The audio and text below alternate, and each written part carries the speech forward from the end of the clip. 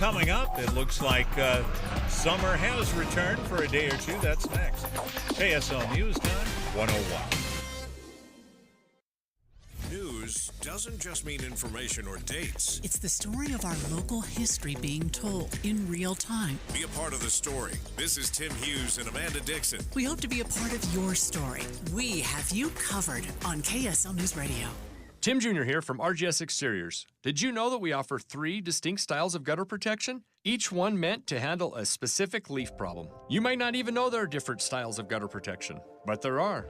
And if you pick the wrong one, it could be a huge waste of money. Now, the big gutter guard companies won't tell you this. They try to sell you a one-size-fits-all gutter guard. And it could be completely wrong for the amount and types of trees and leaves you have. Not RGS Exteriors. We understand which kind of leaf problem needs which kind of gutter guard. We'll do an in-depth evaluation to assess the types, locations, and numbers of trees in your yard. Based on that data, we match your home to the right gutter guard. So don't risk wasting money on the wrong gutter protection. For a free evaluation and estimate, call RGS Exteriors at 801-280-3110 or visit rgsexteriors.com. That's 801-280-3110 or rgsexteriors.com. Tommy! I can't wait for golf this weekend, huh, buddy? Time flies. Love you, man. Oh, don't forget your knee brace again. We aren't in college anymore. Moments together matter, so help protect yourself from RSV. If you're 75 or older or 60 plus with a chronic condition like asthma, COPD, heart disease, or severe diabetes, you're at higher risk of landing in the hospital from RSV, and there are no prescription RSV treatments. Check eligibility and schedule your RSV vaccine at vaxassist.com. Sponsored by Pfizer. Sweet chocolate reward. Sweet chocolate reward. This is not just the sound of someone picking up a sweet treat at Walgreens. This is the sound of someone picking up a sweet treat right after receiving all their vaccines in one trip. This is the sound of treating yourself, because you protected yourself. Stop by or schedule both your flu and COVID-19 vaccines today and grab yourself a sweet treat while you're at it. Vaccine subject to availability. State, age, and health-related restrictions may apply. Traffic and weather together brought to you by Sinclair's Dino Pay app. Save up to 20 cents per gallon. Here's Ricky Meese. Delays on Highway 6 in Spanish Fork Canyon, both east and westbound directions. It's all due to a stalled vehicle affecting traffic both ways. It's about a mile east of Tucker. You'll see traffic move and then stop again. So it looks like they're alternating traffic. They're going to let one side go and then the other side. They're still working to get that stalled vehicle out of traffic. Murdoch Hyundai is celebrating 3 brand new dealerships with 1.99% for 5 years on the Tucson or Elantra. Murdoch Hyundai in Logan, Linden, and Murray. MurdochHyundai.com. Ricky Meese in the KSL Traffic Center. Warm and sunny, highs around 90 for the rest of the week. Right now, we're at 84 degrees with sunny skies. I'm Dan Bomas from the KSL Common Spirit Health Studios. Listen online at kslnewsradio.com. We're Utah's news, traffic, and weather station. Inside Sources. Inside Sources. America's voice of reason. Boyd Matheson on Utah's home for elevated conversation. Inside Sources on KSL News Radio. We often describe Congress metaphorically as fighting cats and dogs. But is the literal fight in Washington over cats and dogs and who may or may not be eating them preventing us from a more crucial conversation about immigration? Let's begin. Think you know the news of the day? Think again with Boyd Matheson on KSL News Radio. Well, members of Congress do regularly fight like cats and dogs, but now they're literally fighting over cats and dogs and what's going on with them. But it's keeping us a very safe distance, as it often does, from the crucial conversation, the real conversation that we need to get to about immigration. A brilliant Substack piece by our good friend Johanna Maska talks about the cats and dogs and the immigration debate that we should be having in this nation. And, of course, Johanna is a great friend of the show, former Obama staffer, just a great writer, great thinker. And, Johanna, welcome back to the show. Boyd, it is always a pleasure. It's a busy week in politics, as always. just a few things going on, and I loved your Substack today. It got me thinking on so many levels. But I love the way you started out by talking about a friend, because that's often where we should begin these conversations. But walk us through that and just why we are so wildly missing the point and what's actually happening with all the memes, the jokes around cats and dogs as it relates to immigration. Well, I think a lot of us, when we watched that debate that President Trump and Kamala Harris weren't necessarily familiar with these allegations that President Trump brought up of Haitian migrants in Springfield, Ohio, he said, eating cats and dogs. Of course, that's unfounded, but it's driven so many debates about, and memes online about, the different cultures and coming to America. And I had to step back a little bit because I have a friend who is an immigrant to the United States who used to joke about eating my cats. We had these two cats, Thierry and Gloria, and we lived down the street from Mohammed El Hodiri, who was my dear friend and a college professor at the University of Kansas. And he'd always say, you can bring Thierry for dinner. He'd be a tasty snack. And he's an economics professor. So the other reason why I wanted to talk to him, because of course he made that joke, but the other reason I wanted to talk to him is because, in the back of my mind this whole time when we've been having this debate is immigration is essential to our economy. Yeah. And I wanted to reconnect with him. He's now 86 years old, long retired, has been studying economics. He literally was, studying the U.S. Economic system during the Cold War. And he said to me, Johanna, there is no modern day America without immigration. Yeah. And we start going through the vast benefits that our country has received because of immigration. I think right now what's happened for too long, all these people have wanted these massive packages. And they've said, and you are very familiar with this, we need big reforms. And it's true, we do need big reforms. But in every one of those big reforms failing, we haven't reformed our immigration system in 30 years, which is just so crazy because this is an economic engine and we're letting people linger because we just don't believe that we should have action every year. So the other thing I said, Boyd, and this is my frustration, is even the Democrats seem to be falling prey to talking about immigration in negative terms, the gangs and cartels and, shutting down the border. And I understand the border it needs to be controlled. Mm-hmm. Absolutely. But then we need to talk about what does a robust American economy look like and how do we recruit the best and the brightest and workers from around the world who want to come here and expand our economy. Yeah.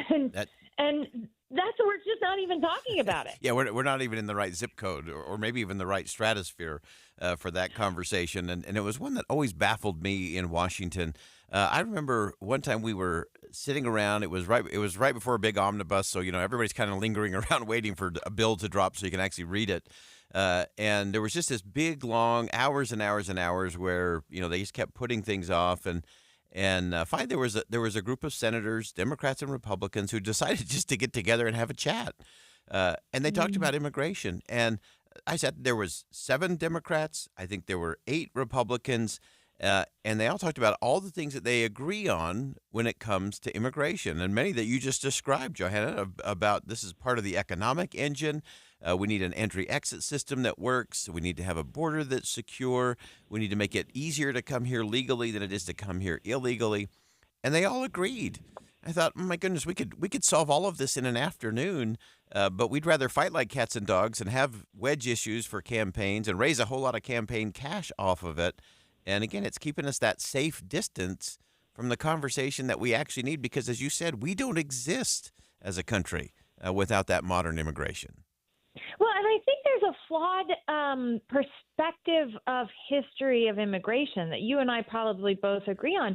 But the whole thing with Ellis Island, when Ellis Island was processing people, if you had enough money to get to America and you were healthy, you got in. Yeah. Now, there's all sorts of, problems that exist when every group gets to America. The Poles were discriminated against, the Irish were discriminated against, the Italians were discriminated against, the Germans. I mean, it's like everybody was discriminated against.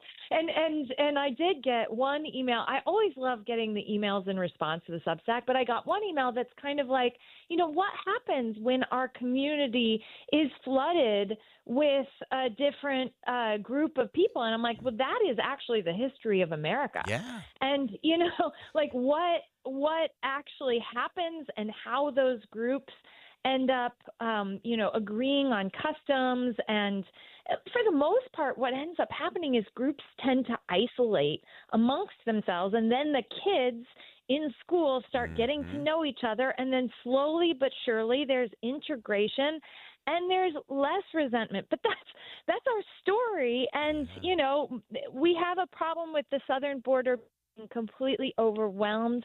100% agree. But it's partially because we've had no action. Because I guess we've been waiting on this big compromise. It's like, just pass something. Yeah. Or if we just sit around here long enough, something magical will happen. The unicorns fly in, the border's secure, everything's fixed. But it's going to take some hard work and heavy lifting, I think, from a lot of those that are in power to say we've got to do this different. And it doesn't always have to be the all-inclusive, all-encompassing, but there's a whole lot of things that a whole lot of people agree on, and most Americans agree with, I think, in the end. But so often we get distracted by all of these other things. Johanna Maska, as always, fabulous perspective and a great story. And I'm so glad that he didn't actually eat your cat in the end. He never did. As I said, all these years later, he did reassure me that was never going to happen. And I just love that it is a neighbor and someone that you have great respect for, and that you can have that joke and you can get to the serious conversation as well. Johanna, thanks for carving out time for us today. As always, Johanna Maska, check out her Substack. It is always a fabulous read, and it will cause you to think again about what you think you know. Johanna, thanks for joining us today.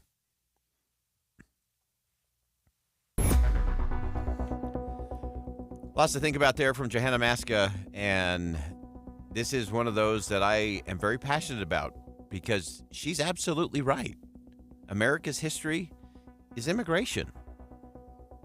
It is immigration. And so we got to fix it.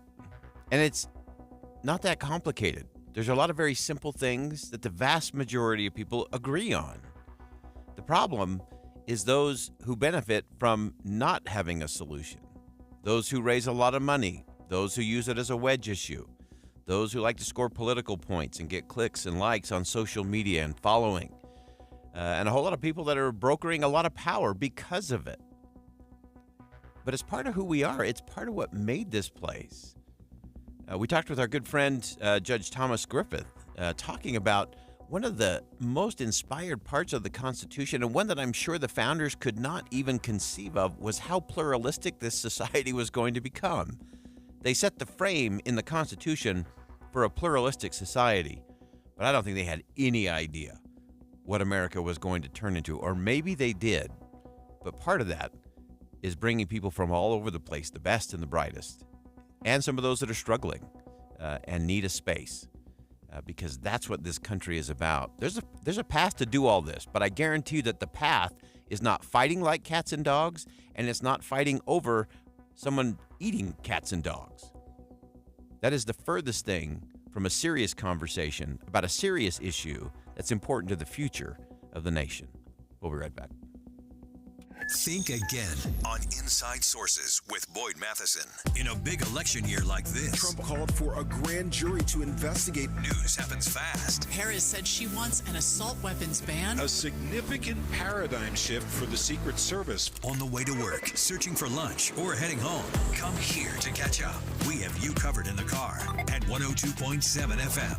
If you need a new roof, there's a reason IWC Roofing is the #1 residential roofing contractor in Utah. IWC has been replacing roofs for 27 years. They are professionals. You don't get some janky subcontractor fiddling around up there. You get experienced IWC employees on your roof, and they finish most jobs in a single day. They're in, they're out, and they power wash your driveway just to say thank you. Now you're wondering about the price. After all, IWC is one of the few Owens Corning Platinum certified contractors in the entire state, but they offer value pricing, and right now, take advantage of their fall special. $2,000 off your quote. And of course, they'll work with you on financing, so call IWC Roofing, the highest rated roofing contractor in Utah, plus $2,000 off. Right now, call IWC Roofing, 801-232-5690. That's 801-232-5690, or go to IWCRoofingUtah.com.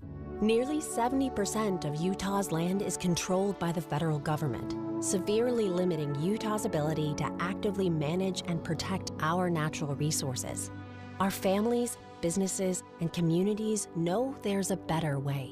Utahns have been good stewards of our public lands for generations. That's why we're asking each and every Utahn to get informed, speak up, and learn more at standforourland.utah.gov.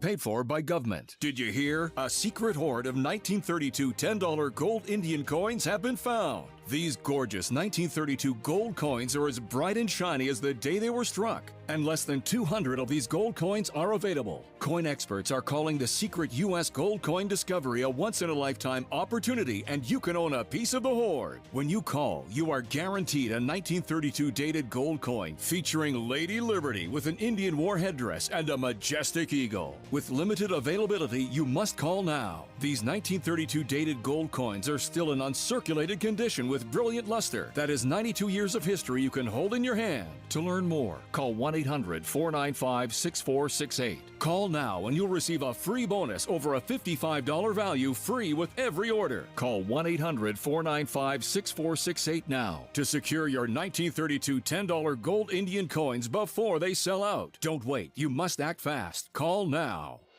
Social Security is with you through life's journey from birth to retirement. As your life changes year to year, so do your needs. For over 80 years, Social Security has helped to meet your needs and is committed to improving access to the services that make a difference in your life. Today, you can verify your earnings, estimate your future benefits, apply for retirement, manage your benefits, and even change your address, all from the comfort of your home.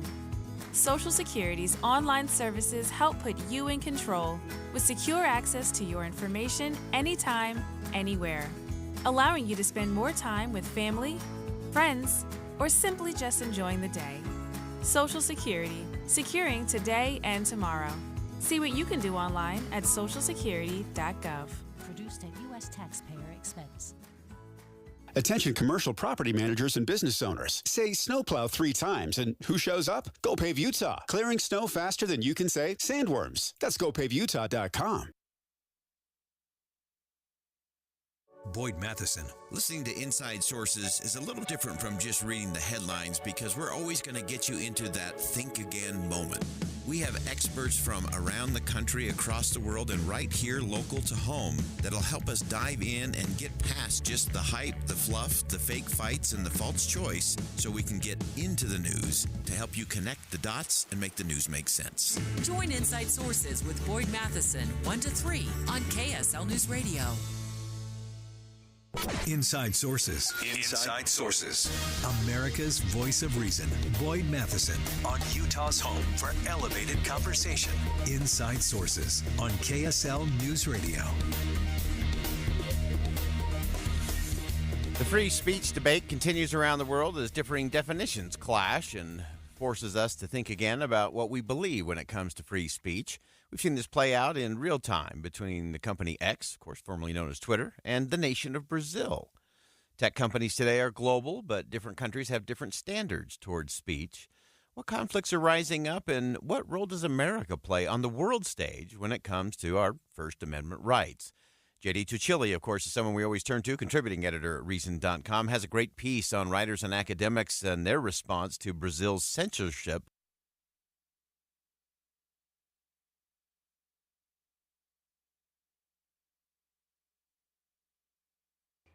Inside Sources. Inside Sources. America's voice of reason. Boyd Matheson on Utah's home for elevated conversation. Inside Sources on KSL News Radio. The free speech debate continues around the world as differing definitions clash and forces us to think again about what we believe when it comes to free speech. We've seen this play out in real time between the company X, of course formerly known as Twitter, and the nation of Brazil. Tech companies today are global, but different countries have different standards towards speech. What conflicts are rising up, and what role does America play on the world stage when it comes to our First Amendment rights? J.D. Tuccilli, of course, is someone we always turn to, contributing editor at Reason.com, has a great piece on writers and academics and their response to Brazil's censorship in an open letter. J.D., welcome back to the show. Thanks for having me on. All right, give us the lowdown here. We've been tracking this, but for our listeners who maybe haven't been following as closely what's going on in Brazil when it comes to free speech, give us the lay of the land. Sure enough. I mean, the backstory on this is that Brazil had an election a few years ago, and a left-wing government replaced a right-wing government.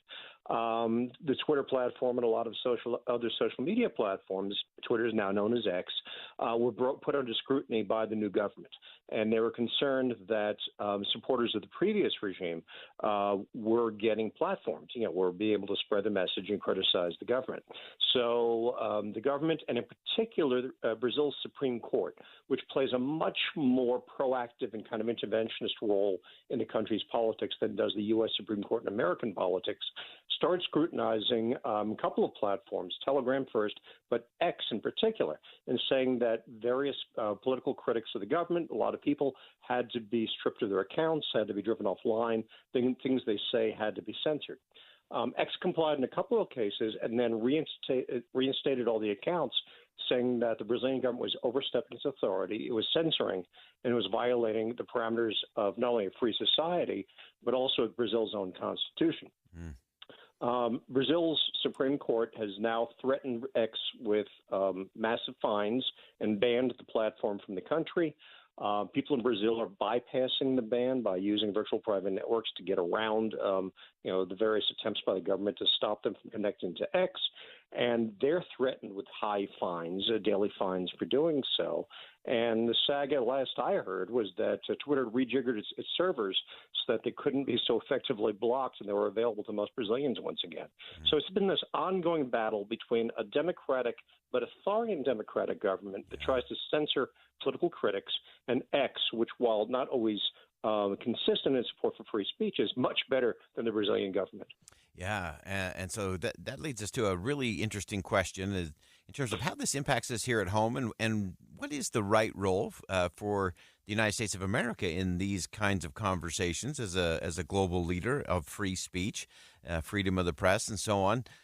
What does that look like? What does that or what should that sound like? Well, I would hope that people and platforms and companies would do their best to uphold respect for people's rights wherever they work. And if things get too bad in the country, they might pull out and make the services available on the Internet, no matter what the country wants, which is sort of what X is doing now. It's a hard thing. I mean, American companies do business in authoritarian countries around the world all the time, and there are always certain moral compromises involved. But this is about fundamental free speech involving a social media platform that is all about speech. And this kind of strikes to the core of what X and other social media platforms do. So I think that X is making the right choice here in challenging the Brazilian government and kind of defying its orders. Now, you noted in your piece at Reason.com that you had a number of writers and academics that were applauding Brazil's censorship, and kind of walk us through that. It's one of those, I think it's an old Star Wars reference that, liberty dies to thunderous applause, and it seems to me we may be entering the applause phase in a lot of this. Yeah, this is really disturbing. It's a open letter written in Portuguese, signed by 40 international thinkers from countries from France, the UK, Canada, the US.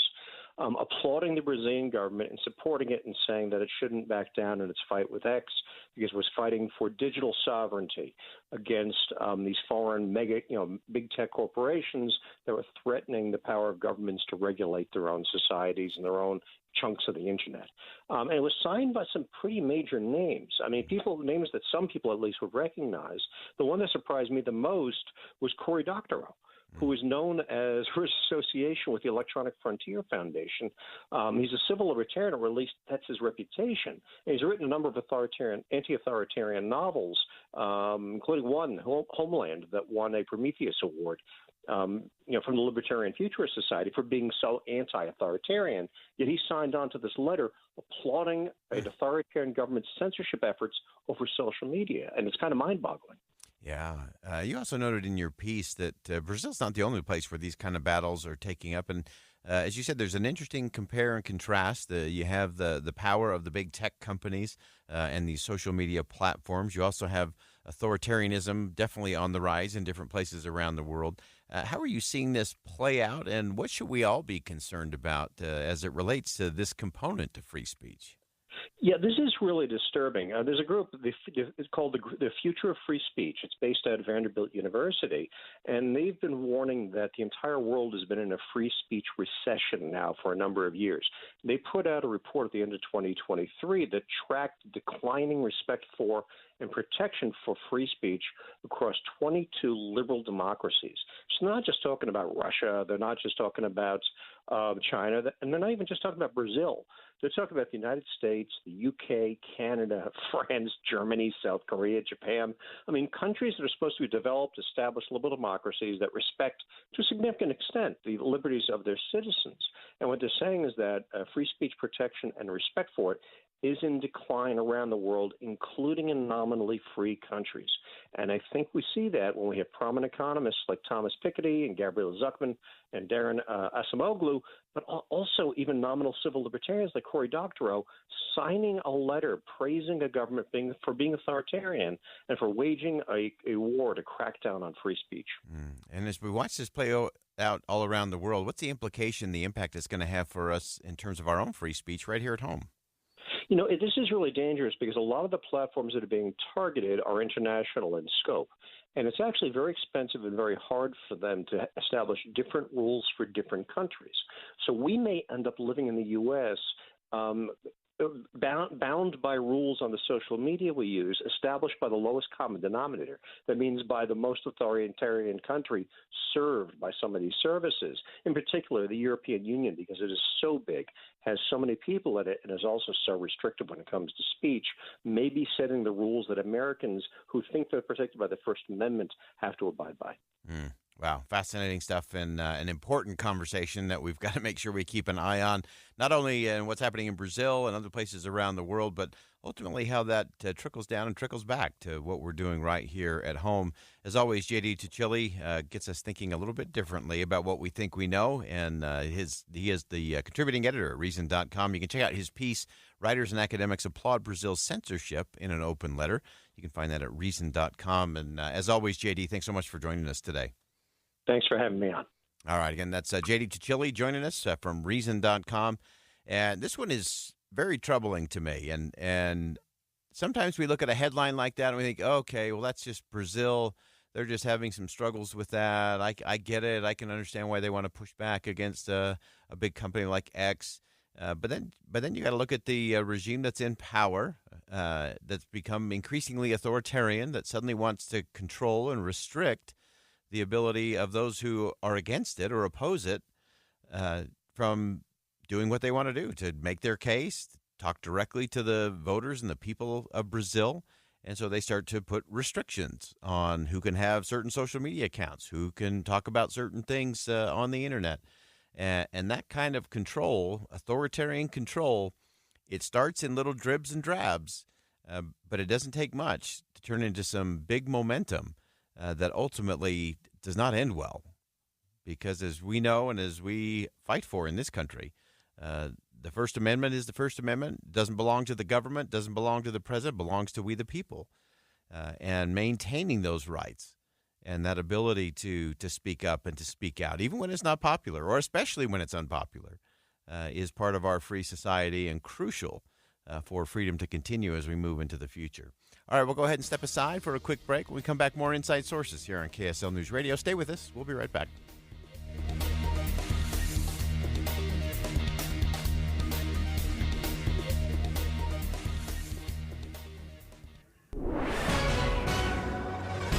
It's 1:30 at KSL News Radio. I'm Dan Bomas. KSL's top local story this hour. A new poll finds the majority of voters cite the economy as the biggest issue on their minds at the ballot box. KSL News Radio's Heather Kelly has more details. The economy may be the first thing voters think about in an election year, but other issues are gaining ground. A new Pew Research Center poll finds immigration and abortion are quickly gaining ground as things to consider when casting your vote. And KSL at Night host Taylor Morgan tells Dave and Dujanovic voters tend to have short attention spans. He says currently interest rates are coming down, so people are feeling more optimistic, and many forget about financial issues from a year or 2 years ago. Heather Kelly, KSL News Radio. Our top national story this hour. The sheriff in Kentucky who is charged with shooting and killing a judge in his chambers has entered a not guilty plea to first-degree murder. The special judge overseeing the case says Sheriff Steins could face the death penalty if he's convicted. Last Thursday, Steins killed District Judge Kevin Mullins in his chambers at the courthouse and then surrendered to his own deputies. Your money at this moment, the Dow Jones average down on the day right now, 270 points, been down all day. The NASDAQ is down by about 5 points right now. And our KSL weather, sunny days with highs close to the 90s. That's next. KSL News Time, 1:32. You know what's great about KSL's traffic coverage? Trained traffic reporters and real listeners. Trading information and making the commute safer and faster for everyone. Every 10 minutes on the nines, we have you covered on KSL News Radio. Whenever I talk about Ruth's Chris Steakhouse, it is so easy to simply focus on the steaks. After all, it's in the name. But Ruth's Chris Steakhouse is also famous for their other dishes as well. Other entrees like seafood and poultry. I love it too. At certain times of the year, they'll have specialty dishes, and they will be prepared to perfection. And then those side dishes that are just legendary. When Dee and I eat at Ruth's Chris Steakhouse, this is what we almost always do. We love the asparagus and we love the potatoes au gratin. And don't forget to leave room for those desserts. They are just off the charts.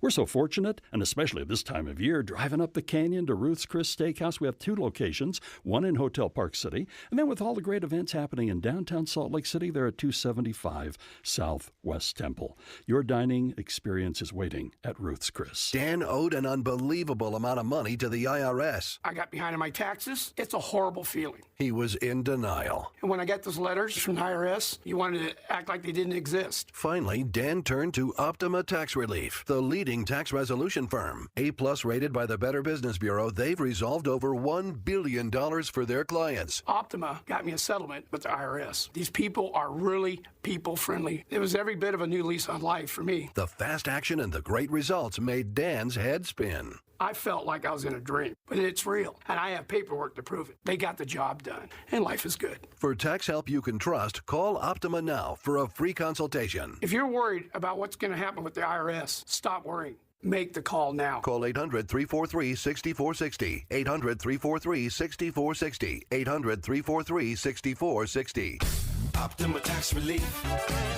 Testimonial from an actual client. Some restrictions apply. For complete details, please visit OptimaTaxRelief.com.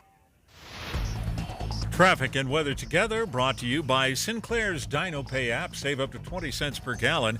And here's Ricky Meese. We're still looking at a delay-free drive on your Salt Lake County freeways, but it's Highway 6 in Spanish Fork Canyon in Utah County where we had delays, and it's both directions due to a stalled vehicle about a mile east of Tucker. Ricky Meese in the KSL Traffic Center. Warm and sunny, highs around 90 for the rest of the week, and right now it's 86. I'm Dan Bomas from the KSL Common Spirit Health Studios. Listen online at kslnewsradio.com. We're Utah's news, traffic, and weather station. Inside Sources. Inside Sources. America's voice of reason. Boyd Matheson on Utah's home for elevated conversation. Inside Sources on KSL News Radio. We focused a lot today on domestic issues here in the United States. Obviously, they get front and center as we march towards an election in November. But as I always say, it is always nice to talk about domestic issues and even be a little myopic. Every president of the United States wants to be solely focused on domestic issues and what's happening at home. But then the world happens, and that's where everything changes. India is projected to become the world's third largest economy by 2030. No signs of slowing down. As India works its way into the world power conversations, the relationship with the United States could be one that doesn't just shape what happens between India and the U.S., it could shape much of the world conversation for the next 50 years and beyond. Aparna Pandey is the director of the Initiative on the Future of India and South Asia at the Hudson Institute, has a beautiful piece in The Hill talking about that relationship and how it could well shape the 21st century. And Aparna, welcome to the program. Thank you very much. Pleasure to be here. So give us a sense in terms of the relationship and kind of where we are today in terms of the U.S.-India relationship, and then we'll look at what lies ahead. So the last 3 decades, especially the last 1 decade, the India-U.S. relationship has really grown. The economic relationship, the bilateral ties are around $200 billion in trade. There's a defense and security partnership. India is at the heart of the U.S. national security strategy, especially the Indo-Pacific strategy to push back and counter Chinese expansionism. And there's a very strong people-to-people relationship with India, both on the front of a very large Indian-American diaspora, Indians in almost every aspect of American life, and the fact that India and the U.S. share common values. India is the world's largest democracy. It is a secular, pluralistic, progressive country like the United States, and both of them share values as well as interests. Those shared values, I think, have been so interesting to see how that plays out as the world's largest democracy. Most people don't think of it that way. Talk to us a little bit about the dynamic. You mentioned this as an alternative to what's going on and countering China's aggression, both in the region and around the world. So 3 points. One, India has increased because of India's growing economic power and potential. The median age in India is 28 years. There are about 600 million young Indians who are part of the Indian labor force. So American companies that are seeking an alternative to China and Chinese manufacturing can move right next door to India, where there's a massive labor pool, so that's the first advantage of India: the economic potential, the demographic potential, the very large number of engineers, doctors, and just plain labor force. The second part is that India is and has been an American partner, but is not a security ally. However, India and the U.S. agree on what is the key threat facing both countries, which is the rise of China.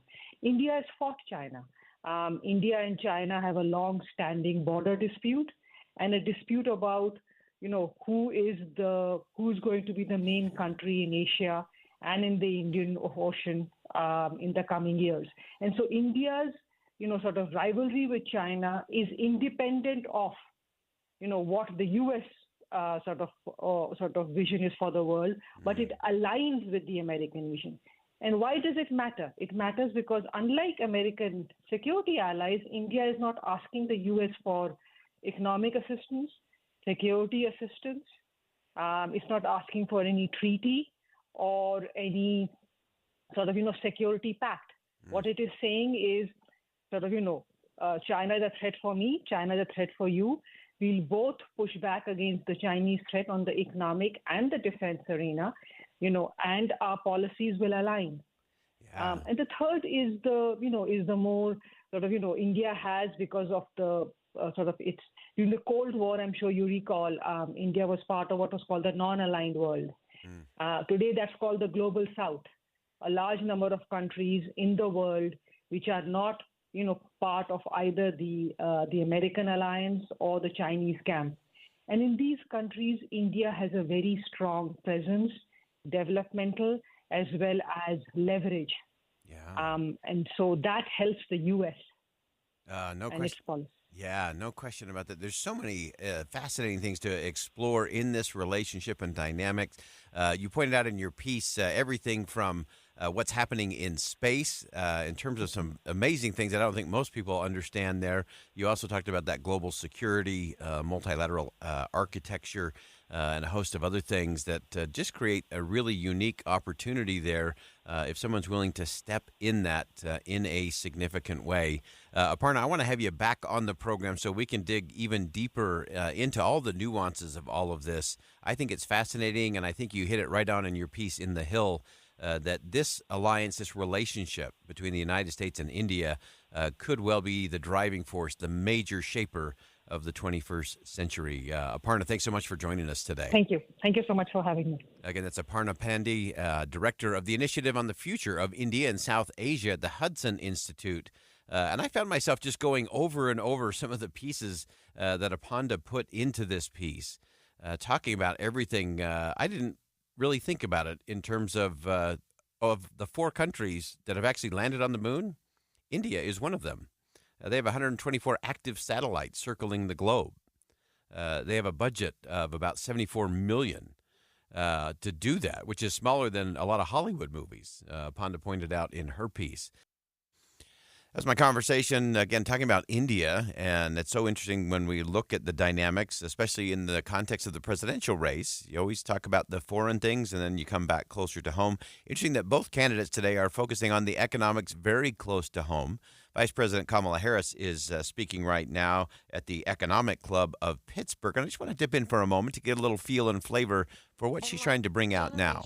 Before us, let us be inspired by what is possible. As president, I will be grounded in my fundamental values of fairness, dignity, and opportunity. And I promise you I will be pragmatic in my approach. I will engage in what Franklin Roosevelt called bold, persistent experimentation.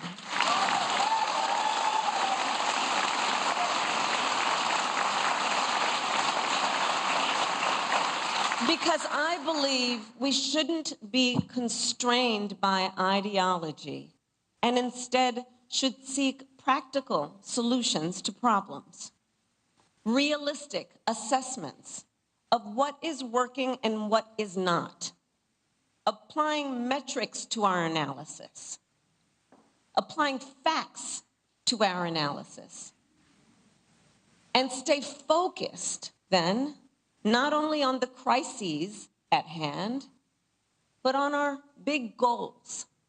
You're watching live as Vice President Harris gives her economic message in Pittsburgh. That's Vice President Harris, and as she continues to lay that out, it'll be interesting to see where she goes. A very interesting start for Vice President Harris. This may be one of those significant things that no one ever catches. But the fact that she started with a little bit of a FDR flurry, talking about some of those first freedoms, and then getting to this idea of persistent experimentation. That is not something we've been hearing from politicians on either the left or the right for a long time. She teed it up by saying we need to evaluate and reevaluate what we're doing more. We need to get less caught up in what is currently happening and the current crisis, and really do some analysis. So we need to base those decisions on whether we keep programs going or whether we terminate them on metrics and facts and good analysis. I think both sides could benefit from that. Now, it will be interesting to see where she goes from here in terms of any kind of specifics that she could do that persistent experimentation on with some metrics, with some facts and analysis, so we can see what the results are. I think it's a great tee-up for Vice President Harris. I think it's a great message for Vice President Harris. It'll be interesting to see whether she ends with a soft landing with kind of some bumper sticker slogans in terms of economic policy, or whether she lands it and sticks the landing with some specifics and some measurables that would lead to the results everybody could evaluate with the facts. Fascinating stuff. All right, we'll step aside for a quick break. More Inside Sources coming up next. Stick around.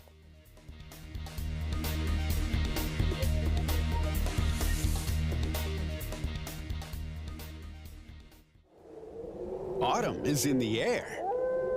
Now's the time when little ghouls and boys should visit This Is the Place Heritage Park's Little Haunts. Little Haunts opens Friday and Saturdays in October, starting October 11th through the 25th. Little Haunts is a family-friendly adventure where you can dress up and experience the not-so-scary, creepy, crawly encounters. Delight in friendly witches. Ride a train. Sip cider and experience storytelling in cooler mountainside air. Changing leaves surrounded by wagons loaded with pumpkins. Your adventure wouldn't be complete without the hands-on learning and immersive experience of take-home crafts, petting live animals, a fall pony ride, combined with all your favorite Halloween trick or sweet treat traditions. For fall family adventure, hours, and Little Haunts information, visit thisistheplace.org. We've been telling you guys about how Master Electrical Services has joined Mountain Home Services, but you want to talk about one-stop shopping. Mountain Home Services has it all right now. That's right. Not only do they do your electrical and your HVAC needs, but now let's add fireplaces to the mix. I don't know anyone in the world that loves a fireplace, a gas fireplace like my mother. In the summer, she will fire it up. She loves it so much. And now Mountain Home Services can take care of all of this for you and pick out a beautiful fireplace for your house. It all comes with their upfront pricing guarantee, which means there are no hidden fees and 100% satisfaction guaranteed. And they will install. Mountain Home Services, this isn't going to be like some third party that comes into your house. You're going to get the same expertise that Mountain Home Services has always offered. Again, this is the company that we trust, and so can you. Find them online at mountainhomeutah.com. That's mountainhomeutah.com. Or give them a call at 801-543-2222. That's 801-543-2222. You trust us for news and information in your car. Now trust us at home. KSL News Radio has you covered, keeping you informed on the latest breaking news, weather, traffic, sports, and more. Listen on your Amazon Echo or Google Home device. Just say, Alexa, open KSL News Radio. Or listen on the KSL News Radio Listen app. Text the word app to 57500. KSL News Radio. We have you covered. The Management Minute is a service of the MBA program in the John M. Huntsman School of Business at Utah State University. I'm Professor Scott Hammond. Heads up, the parents called to their Little League player who was counting daisies in the outfield. Heads up, the coach called to his players, hoping that they would see and respond to what was about to happen in the game. When we say heads up, we're saying pay attention to the details of your job. But we're also saying pay attention to what's happening in the game. All of us are charged with doing micro details, but also seeing the bigger picture and reacting to macro surprises and helping others. If you do just the details, heads up. If you see just the big picture, heads up too. Learn more about framing your work in an MBA program from Utah State University. Go to utahstatemba.com. That's utahstatemba.com. I'm Scott Hammond. Hope to see you in one of our classes. Getting help with electrical repairs is easier than you think. All you have to do is call Any Hour Services or schedule an appointment at anyhourservices.com. No one helps more homeowners than Any Hour Services. With the three things you need to know this hour, I'm Dan Bomas. First, the economy is the top issue on the minds of voters going into this presidential election. Second, a sheriff in Kentucky could get the death penalty if he's convicted of shooting and killing a judge at his county courthouse. And third, the nasal spray version of the flu vaccine could be something you do at home. 86 degrees and sunny in Salt Lake City. And back to Inside Sources on KSL News Radio. Get deeper insights on the news from Inside Sources.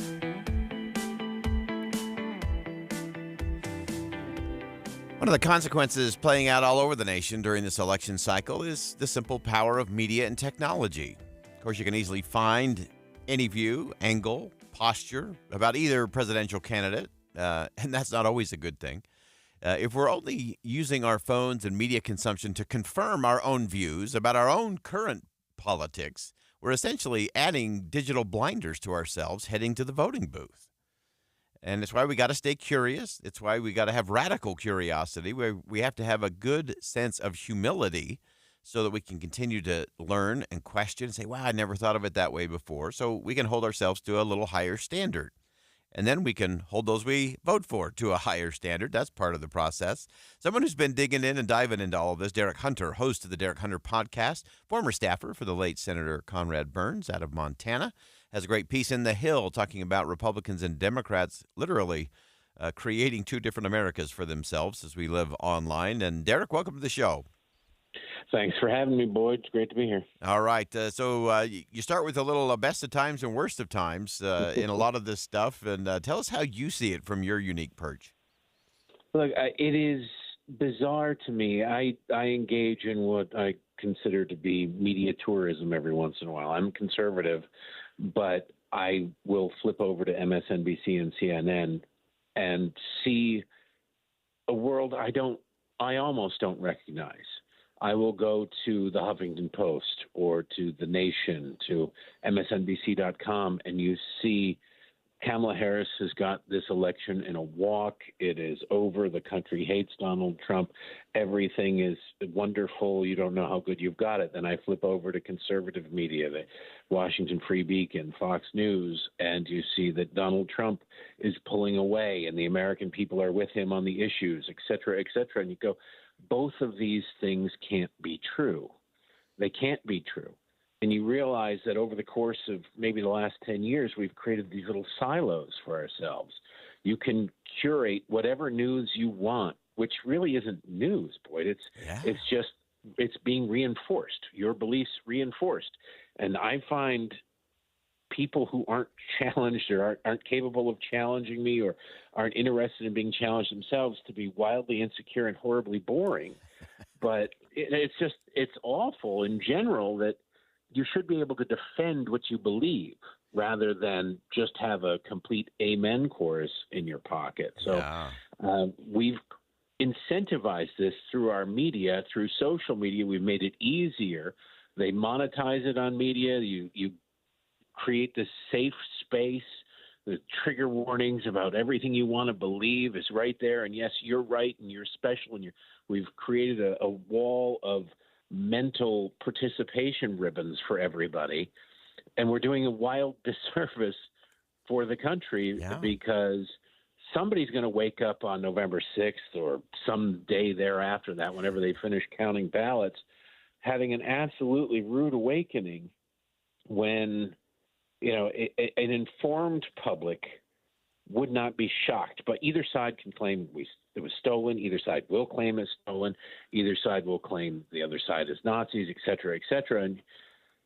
And you can see bad things coming from that, whereas if it had an educated public, we wouldn't have to worry about these sorts of things. Yeah. One of the things that I wanted to ask you about in particular, Derek, as another recovering Hill staffer myself, you've seen this in a lot of interesting ways. I always say that an isolated leader is rarely a good leader, and an isolated leader never has any kind of political courage to do something. It's because they're living in a bubble.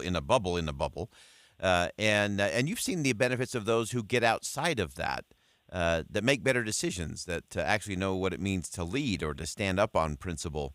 And I think the same thing is true for us as individuals and consumers of news. If we're so isolated, we're not likely to make very good choices or decisions or things that could make a difference in the world either. Look, and we've all heard stories of people who've grown so sedentary physically that they've grown into a couch, right? They have to take the wall out and get the forklift in and bring people out. You can do that mentally, too. You can atrophy to the point that you become furniture. You should be able to have your views challenged. Even if the end result is you're better able to articulate them and you believe them more firmly when it's over. Yeah. But we don't do that. We don't incentivize it. They've gone from having somebody from the right and somebody from the left talking about the issues to having four people who are the equivalent of bobblehead dolls taped to the dashboard of the family truckster going down a dirt road where they're just bobbing along, nodding and agreeing. And it's like, I'm going to one-up you. You're going to say something outrageous. Well, I've got to say something even more outrageous. And then the other person has to say something more outrageous. And honestly, Boyd, the audience can come away dumber from that. Yeah, and that should never be the goal.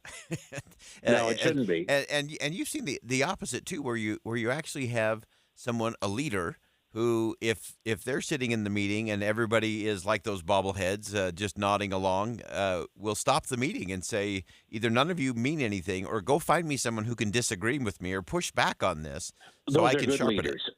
I'm currently listening to His Way by Kitty Kelly about Frank Sinatra.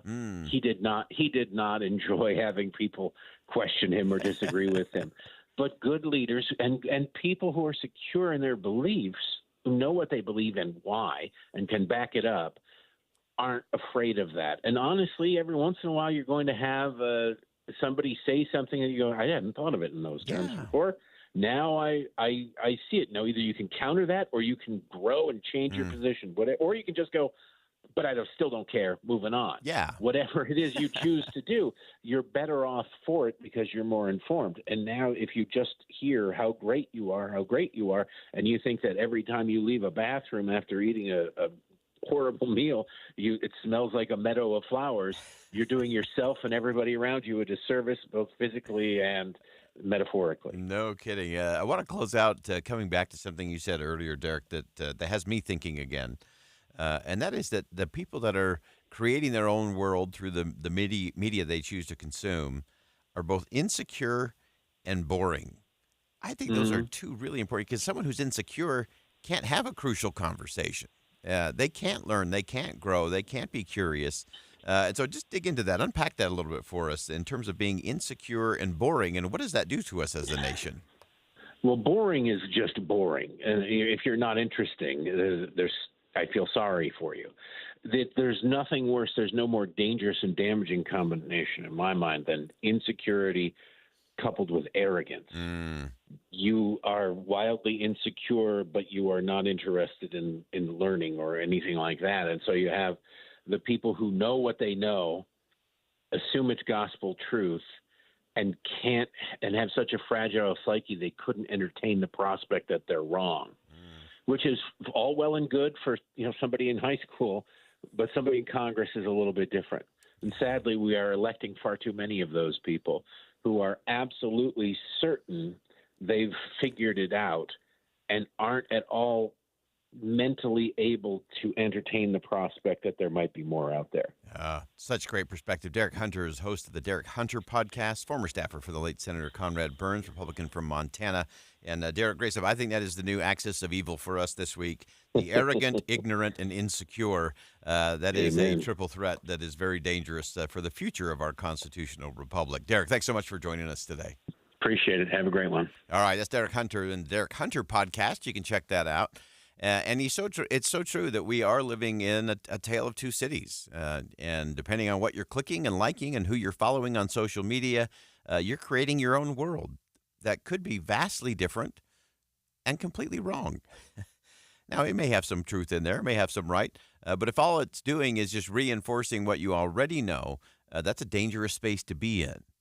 And as we had that conversation with Derek, I kept coming back. I think it is an axis that is a problem. The axis of arrogance, ignorance, and insecurity that prevents us from challenging ourselves with more information. Well, we're going to step aside for some top-of-the-hour news. When we come back, we're going to continue to burst your bubble just a little bit, dig a little bit deeper. We've got a great conversation with Amos Giora. We also have Rabbi Meir Soloveichik joining us at 2:35. You do not want to miss that. Stick around for hour number 2 of Inside Sources on KSL News Radio.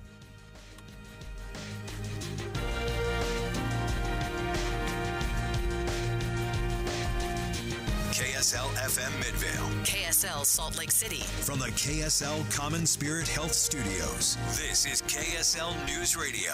Utah's news, traffic, and weather station. It's 2 o'clock at KSL News Radio. I'm Dan Bomas. KSL's top story this hour. Utah's Supreme Court will be ruling in several days yet on Amendment D. They heard arguments today on whether that bill should be, or that ballot constitutional amendment should have its ballot votes counted when it gets on the ballot this fall. A lower court judge avoided the question because she believed the way the legislature worded it was misleading. The state is now hoping the high court will bring it back to life, but again, could take several days before we see a ruling on that. More at-home health care options becoming available, most recently the nasal spray flu vaccine.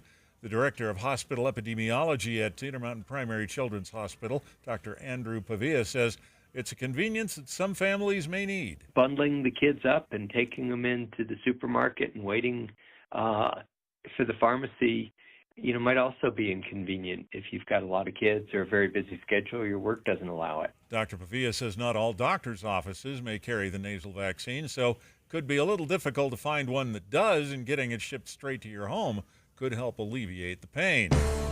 Our top national story this hour from ABC News. Former President Trump was promising big tax cuts today as he campaigned in North Carolina. He wants to see the corporate tax rate come down to 15%, while Vice President Kamala Harris has proposed raising it from 21 to 28%. Your money at this moment, the Dow Jones average down on the day, 293 points. The NASDAQ is up, but just barely 7 points right now. And coming up, it looks like we'll see some warm temperatures and a lot of sunshine the next several days. That's next. KSL News Time 2:02.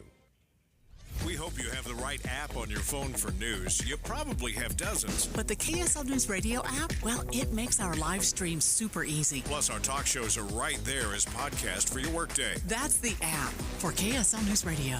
Knock, knock. Who's there? If it's a door-to-door salesman, buyer beware. Hi, this is Jason. And Kathy of Window World. Answer that door and prepare for some serious baloney. You know, overpriced, but on sale today. Big special. Manager's discount. Model home in the neighborhood. Remember, the sale ends today. Hey, it's all baloney. Window World's different. Check windowworldutah.com. Or call 801-281-8111. Window World. Simply the best for less. And as Doug always said, that's no baloney. Have you ever heard of the 5 Ps? That's right, the 5 Ps. These can be applied to most every area of your life, but it's especially true for you and your money. I'm Jeff Jr. with Trajan Wealth, and many years ago when I was a young man in the Marine Corps, I learned about the 5 Ps. Proper planning prevents poor performance. Now, you can't control what's happening with the stock market, but you can control how you plan for it. Trajan Wealth and our fiduciary advisors have been helping our clients with the 5 Ps for years. We have hearts of teachers and will never complicate by using financial jargon. Our fee structure is transparent. The more you make, the more we make. The majority of our clients come from other financial advisors. Isn't it time for a second opinion to allow Trajan Wealth to help you with the 5 Ps too? Call Trajan today at 801-899-7600 or visit TrajanWealth.com. Advisory services offered through Trajan Wealth LLC, an SEC registered investment advisor.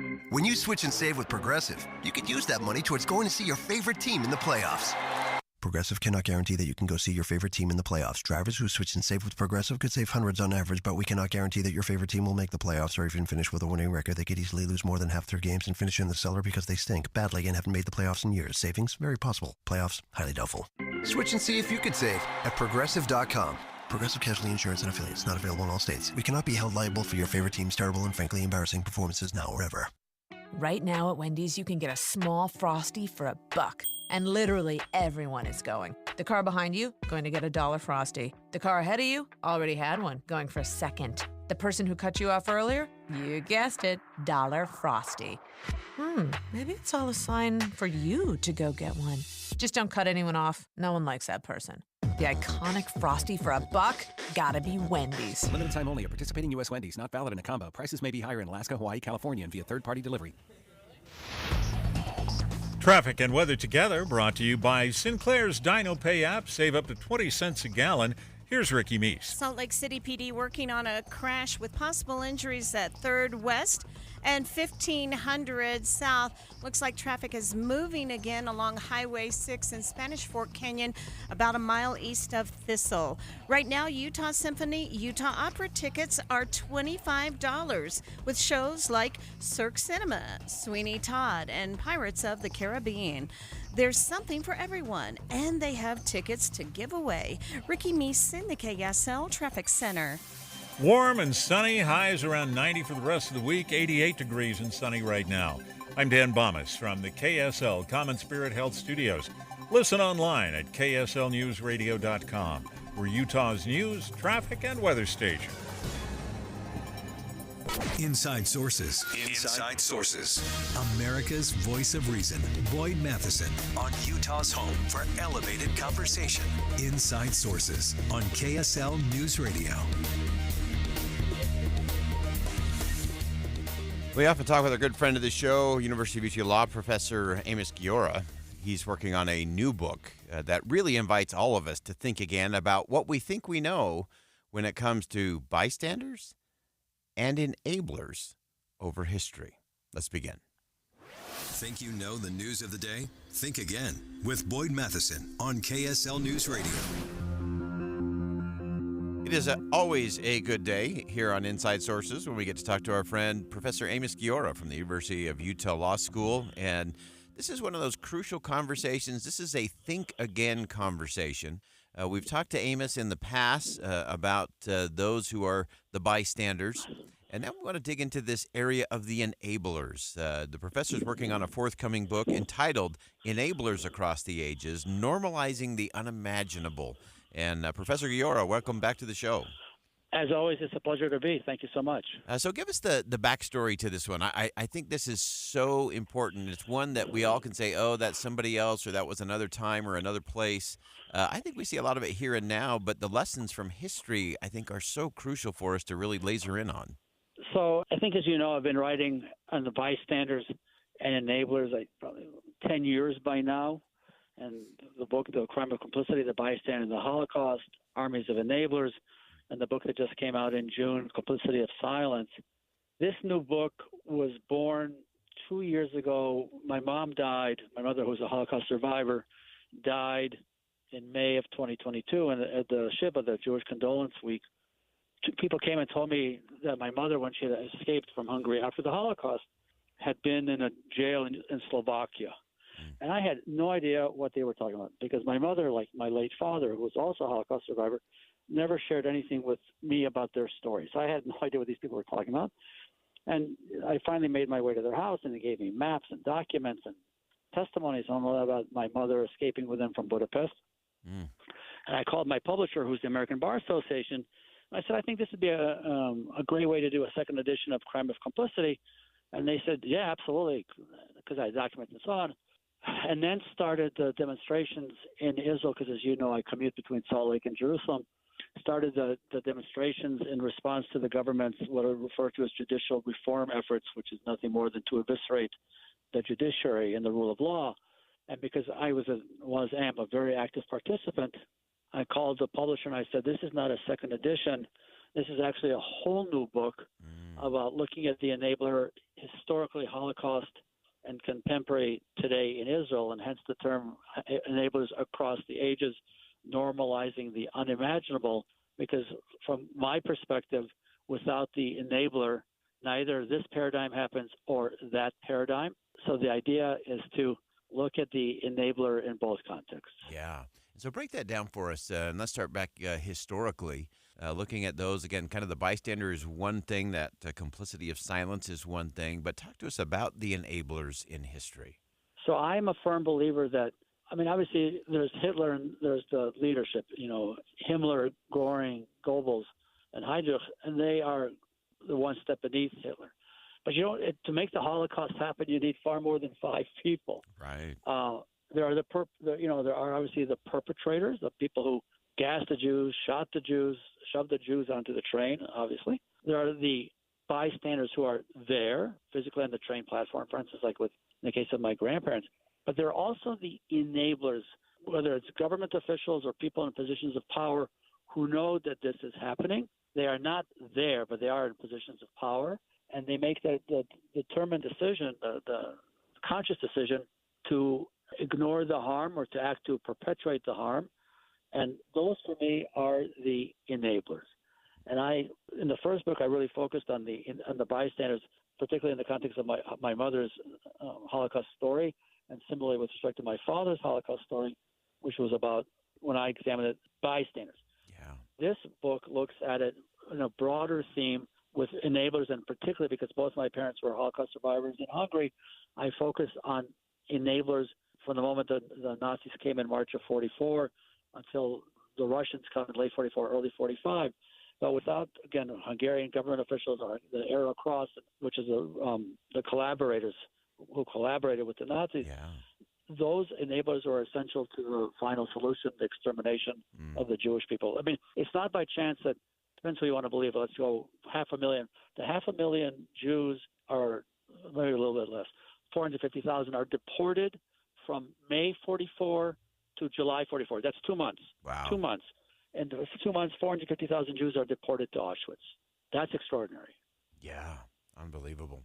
So as we look at this, I want to bring this to some principles that I think we all need to be thinking about and maybe thinking again about, both in terms of those who are the enablers as well as those who are the bystanders. Because I want to get to the principles. What are the characteristics? Because I've seen enablers and I've seen bystanders in businesses. I've seen them in government offices. I've seen them in communities and organizations. And so I think there's a lesson there to be learned for all of us in terms of what are these things to make sure that we don't become either bystanders or enablers on things that actually matter. So the bystander is the individual who is physically present when another person is in harm, danger, and vulnerable, makes the decision not to provide assistance.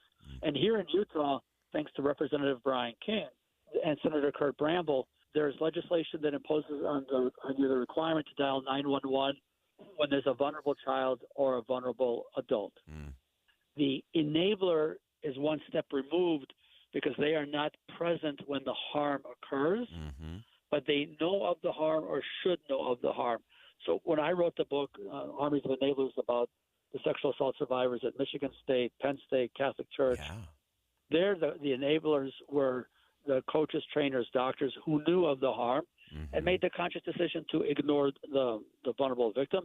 And in the book that just came out, The Complicity of Silence, which is a 12-year-old boy who was murdered by his teacher principal who was a pedophile, the enablers are the school administrators who over 30 years had received complaints about the teacher principal, and at every time there was a complaint filed by a parent or however else a complaint was filed, they ignored it. They protected the institution directly.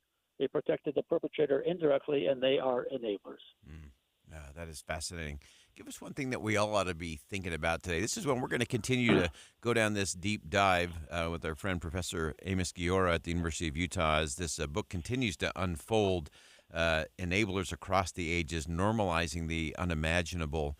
And Professor, just give us one last little something to think about or think again about today when it comes to these principles around the bystanders, around the enablers, because there's a whole lot of examples of this right here and right now. For me, the most important way to address this is to hold enablers accountable. And for me, the way to hold enablers accountable is criminalizing the enabler.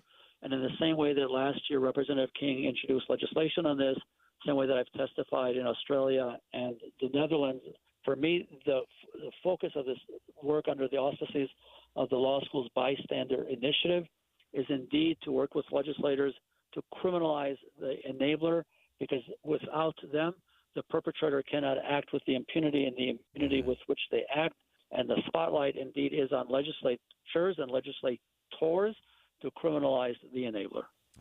Fantastic perspective. This is a crucial conversation. It's an uncomfortable conversation we got to get comfortable with in this country, and whether it's coming to about predators or things that are happening to children, or whether it's things that's happening in our own homes in terms of things that just aren't right or things that we need to rise up and talk about as communities.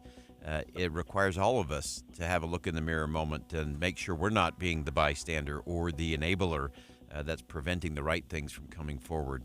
Professor Amos Guiora, as always, we are enlightened. We are thinking again, and we appreciate you joining us today. Thank you so much for having me. This is an important conversation. It's got me thinking in so many different ways. And I love that Professor Guiora gets us to the historic context. He gets to some of those current applications. But I do think it comes to this look in the mirror moment. Most of us think, I'd never be a bystander. I'd never be an enabler if I saw abuse or violence or prejudice or corruption within my company or organization. And then there's all these other things that happen or don't happen when good people do nothing. When good people stand on the sideline, or when we simply empower bad actors by not standing up or speaking out or engaging in the process of our constitutional republic. All of those things apply. I'm looking forward to continuing this conversation with Amos Guiora in the weeks and months ahead, because I think it's one that has so many different applications to us as a society, and it begins with all of us individually. We'll be right back.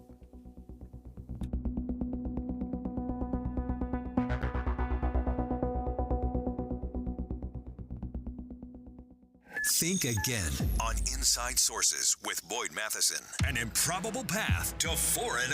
Sione Moa, he wanted Moa, and he kept going all the way in for 6. Run of the year. This week, BYU is back on the road for another Big 12 showdown. BYU Baylor pregame starts at 8 in the morning with kickoff at 10 on Utah's legacy home for the Cougars, KSL News Radio. Nearly 70% of Utah's land is controlled by the federal government, severely limiting Utah's ability to actively manage and protect our natural resources. Our families, businesses, and communities know there's a better way. Utahns have been good stewards of our public lands for generations. That's why we're asking each and every Utahn to get informed, speak up, and learn more at standforourland.utah.gov. In 2024, dating is a disaster. We've been ghosted, breadcrumbed, stuck in situationships. Hi, I'm Debbie. I'm Caitlin. Welcome to our new podcast, Dating at Her Age. Dating has been so dicey for us, we asked KSL, can we launch an all-new podcast about it? People use these dating apps. You're not really dating when you're on the dating app. Dating at Her Age, brought to you by Mountain Home Services. A new episode drops every Thursday on KSLNewsRadio.com. Are you tired of yo-yo dieting? Are you thinking about trying the latest fad prescription drug with their long list of possible serious side effects? Most people don't realize that while you may lose weight, it's just temporarily suppressing your hunger, so as soon as you get off the drug, your frustration and your weight could come right back to haunt you. At slcfatloss.com, we know the secret to quick weight loss and, most importantly, safe and lasting weight loss. Our program has helped thousands of clients break the weight loss code. Gone are the starvation diet plans. Our program is healthy weight loss, using real whole foods and proprietary strategies to help guide our clients through their successful weight loss with a roadmap to keep the weight off long term. I'm Dave Noriega, and I lost 57 pounds with Salt Lake City Fat Loss in 60 days. The results I saw on Salt Lake City Fat Loss were so incredible, so amazing, it helped keep me motivated to stay on the plan with no cheat days. Check out slcfatloss.com. Results may vary. Jeff Kaplan. I'm energized by breaking news. First of all, because it's right now, and second of all, because in many cases the audience needs to know. There's no more important service that we can provide, and I find it critically important to get more details to the audience as quickly as possible. There's nothing more energizing than that for me. Not at all. The most important thing we do is breaking news. I am gratified that so many people listen to me every afternoon on KSL, but what they don't know is that there are so many people behind the scenes making it happen, checking on the traffic, answering the phones, making the calls, talking to the newsmakers. They're out in the street, into the field to get the raw information, and then putting it all together so that I can sit in front of a microphone and be a source of information every afternoon. But there are so many people who make it happen. That's what you don't know. Ride Home with Jeff Kaplan, weekdays 3 to 7 on KSL News Radio. Common Spirit Health. Hospitals, clinics, and caregivers all connected to advance healthcare in Colorado, Kansas, and Utah. Healthcare with human kindness is here. Hello, human kindness. With the 3 things you need to know this hour, I'm Dan Bomas. First, Utah's Supreme Court will decide whether votes for Amendment D should be counted in this November's election. Heard arguments in that case today. Second, an explosion injured 2 people outside a courthouse in California this morning, 1 person in custody. And third, former President Trump was pitching corporate tax cuts when he was campaigning today in North Carolina. 88 degrees, sunny in Salt Lake City. And back to Inside Sources on KSL News Radio. Hear elevated conversation on crucial issues. Boyd Matheson on Inside Sources.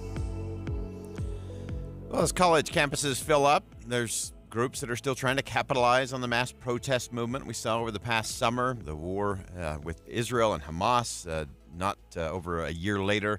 And we're nearing that anniversary of October the 7th, of course.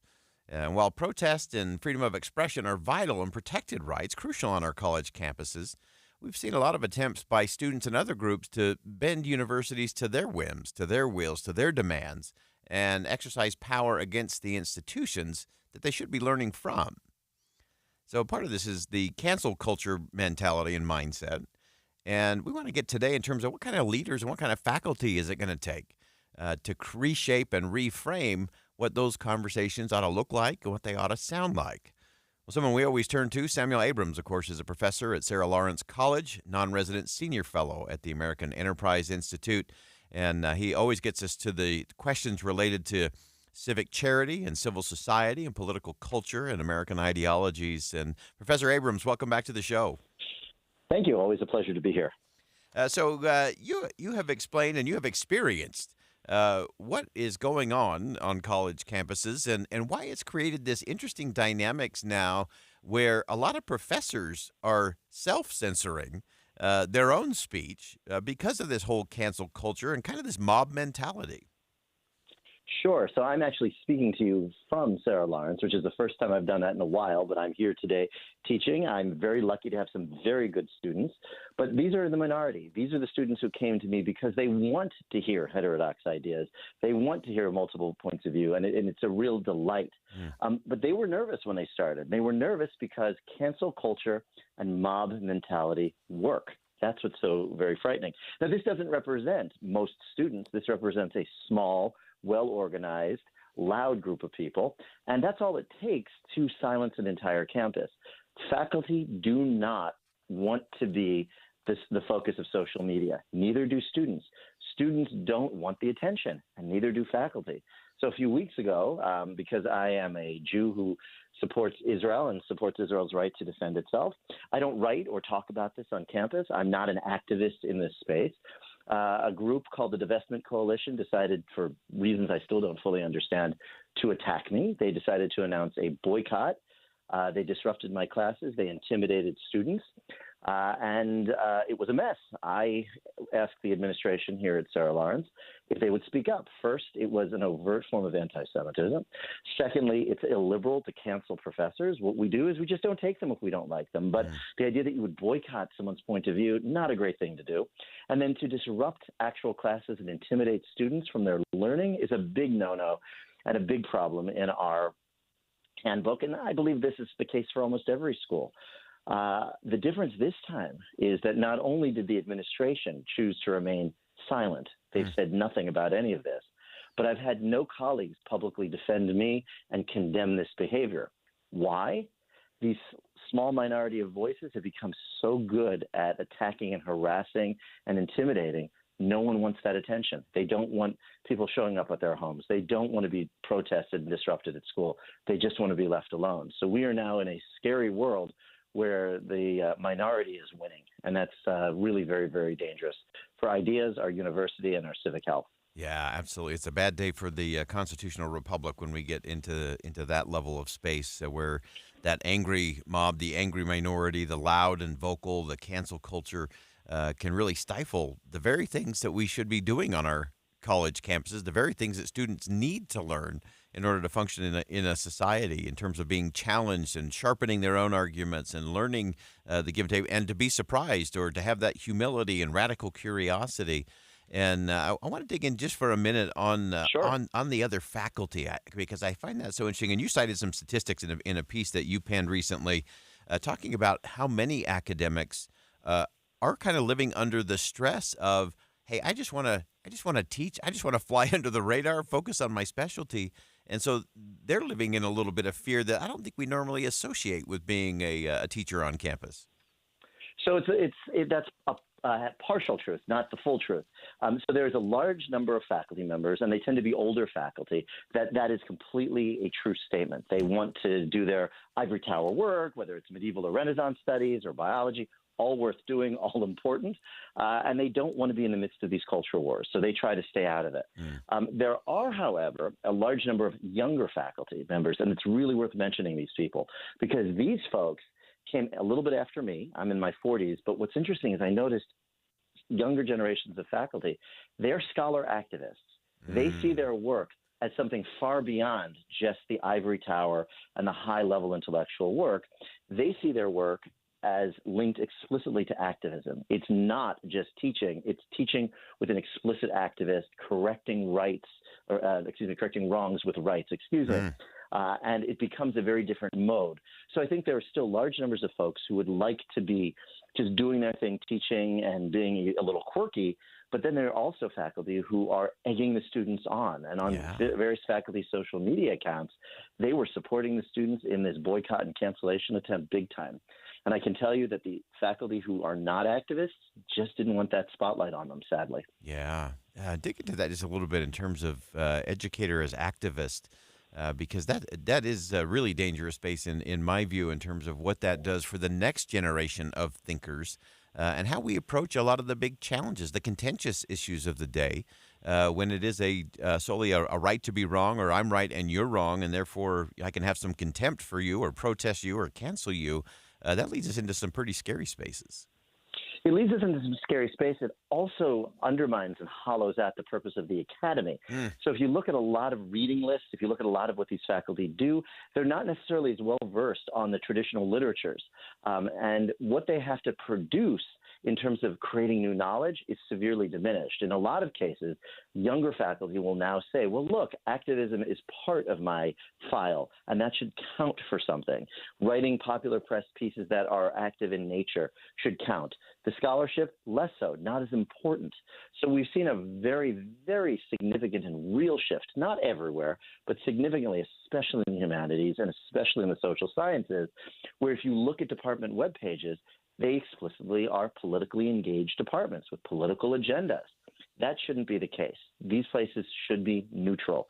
Our search for knowledge should be neutral. Our teaching should be neutral. And you should present the whole cornucopia, a plethora of ideas. And that's not happening. So you really have, the older faculty just saying, I want to stay away. I don't want to stand up for this. Please leave me alone. Please pretend I'm not here. And then overwhelmingly folks who are left of center being activists, social justice types of faculty. And social justice is so important, but it's about how we do it and how we live those values. That's so vital. I want to sneak in one last question before I let you go. Give us a sense in terms of where do we go next? What are the keys if we're gonna bridge this gap and if we're gonna get back? And I think you framed it so perfectly in terms of the hollowing out of the institutions. We've seen that in a lot of other places, which undermines the trust in institutions. We know trust in higher education has been going down. How do we reverse course on that? What are the course corrective things we should be thinking about? Sure. So first, the pipeline of younger faculty is going to need to switch, and we're going to need to have faculty of all intellectual persuasions who are committed to viewpoint diversity and this sort of neutrality. You're allowed to believe whatever you want. You're allowed to do it off campus, but it should be part of your teaching and your research agenda explicitly. That's going to take some time to really get back to, and it could be a decade till we get there. We need what we see around the country with these new schools of civic engagement, civic leadership, civic thought, civil thought, where we now have schools that are committing themselves to viewpoint diversity and positive citizenship and positive leadership.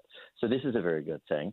And most importantly, we need presidents and boards who will live by their values. I asked the president of Sarah Lawrence College explicitly to react to what happened in this story, and that means you need to condemn the anti-Semitism again.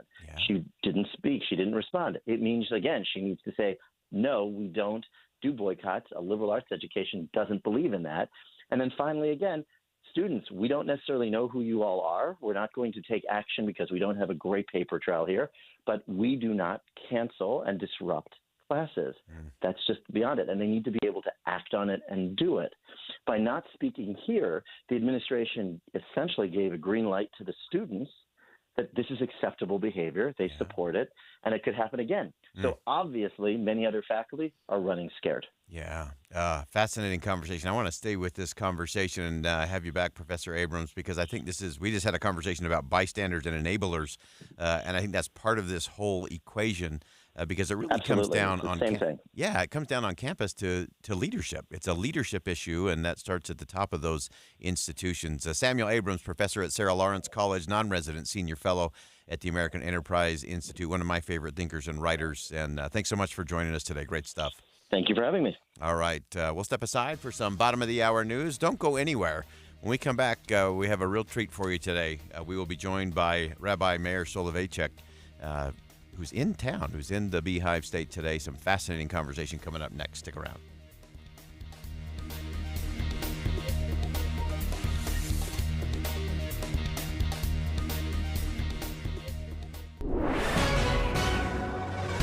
It's 2:30 at KSL News Radio. I'm Dan Bomis. KSL's top local story this hour. Police investigating a homicide that happened at an apartment complex in West Valley last night. KSL News Radio's Eric Cabrera has the latest update. West Valley police say they responded to a call just after 9:30 last night and found a man shot in the parking lot of the Village at River's Edge at 33rd South and 12th West. The victim, a 29-year-old man, was killed from a gunshot wound and has been confirmed as a non-resident of Utah. According to West Valley PD, evidence suggests that this incident was targeted. Police say notifying the victim's next of kin has been challenging. No arrests have been made at this time. Our top national story this hour from ABC News. A suspect is in custody after an explosion at the courthouse in Santa Maria, California. 2 people were injured there. Police inside the courthouse were escorted out after hearing a bang outside. Reported seeing a fire just outside the doors as they left. No word yet on what might be behind that attack. Your money at this moment, the Dow Jones average closing the day now down 293 points, about 0.7%. The NASDAQ was up about 7 points. The S&P 500 down about 10. And our KSL traffic, our KSL weather. Traffic's coming up, but our weather, sunshine, that's all next. KSL News Time, 2:32. It's a priority for us at this station to bring you all sides of a story and to talk about the news fairly, completely. Get all the facts and be really aware. Utah's Morning News with us, Tim and Amanda. Weekday mornings 5 to 9 on KSL News Radio. Stop by O'Reilly Auto Parts for the power, performance, and reliability of a new Super Start battery. Visit O'ReillyAuto.com. O'Reilly Auto Parts. Whether you own a local business or a global one, you know that these days, generating growth is a challenge. By teaming with Bank of America, you'll not just stay ahead of the curve, you'll move it. With access to experts, award-winning insights, and business solutions so powerful, you'll make every move matter, locally and globally. Visit bankofamerica.com/banking for business to learn more. What would you like the power to do? Copyright 2024 Bank of America N.A. John Legend here. How do I keep my protection against COVID-19 up to date? With a COVID shot this season. You can get your COVID-19 shot when getting your flu shot if you're due for both, as recommended by the CDC. Ask your healthcare provider and book at vaxassist.com. Sponsored by Pfizer. Hi, it's Julie, inviting you to come to Logan for Funky Fall Fun. Let me tell you about 2 huge festivals in one weekend, September 27th and 28th. Bring your whole herd to the Cache Valley Cheese and Dairy Festival Friday and Saturday. Free samples, live music, kids activities, food trucks, and a tri-tip dinner Friday night. Workshops on gourmet cheese tasting and chocolate tasting, making charcuterie boards, how to crack a giant wheel of cheese, and more. Saturday only is the second annual Center Street Giant Pumpkin Festival. These ain't your mama's pumpkins. They tip the scales at more than 1,600 pounds. Watch professional carvers whittle away 300-pound pumpkins. Family scavenger hunt, activities for kids, pumpkin and harvest-featured foods, a beer garden. Music, dancing, more than 100 vendors and more. The drive is gorgeous and the temperatures are perfect. Get a hotel and get moving to Logan for funky fall fun. ExploreLogan.com/fall. ExploreLogan.com/fall. Traffic and weather together, brought to you by Sinclair's Dino Pay app. Save up to 20 cents per gallon. Here's Ricky Meeks.